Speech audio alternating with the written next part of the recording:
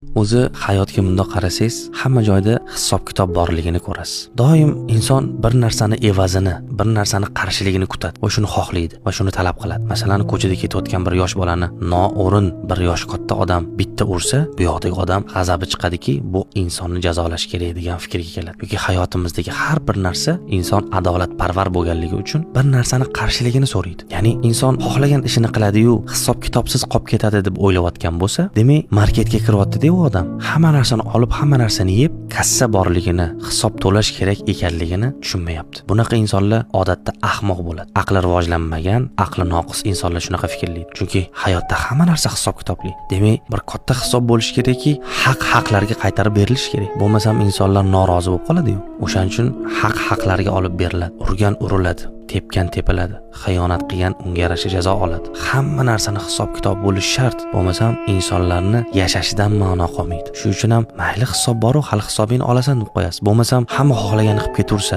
o'rmon hayoti bo'lib qoladi-yu, to'g'rimi? Shuning uchun kimdir haqqini yeb mazza qilgan bo'lsa, shu haqqini olib berilganda uni mazasi xuddi hozirgi kunda inson tush ko'rganda o'tib ketadi. Hozirgi kunda insonlar bir-biriga xiyonat qilib, bir-birini haqqini yeb, bir-biriga nisbatan nima ifloslik bo'lsa qilayotgan bo'lishi mumkin. Kichkina lazzat uchun. Lekin hisob qilinganda, insonni haqlari olib berilganda, insonni qiladigan ishiga yarasha ta'zirini ko'rganda, haligi lazzat xuddiki tushda ko'rgan lazzatga o'xshab qoladi. Hech narsa emas, xuddiki uni ko'rmagandek. Ya'ni tushdagi narsani hayotimizda his qilmaymiz-ku. Tushda ko'rgan lazzatga o'xshab qoladi. Vaholanki biz u uchun hamma narsani sotgan, oriyatimiz, iffatimiz, hayoyimizni sotgan bo'lamiz. Demak, inson o'ylamasinki, hamma xohlagan ishini qilib ketaveradi. Kim kimga nisbatan nima qilsa qilaveradi deb o'ylamas. Bu bunaqa bo'lishi mumkin emas. Bu mantiqqa teskari narsa.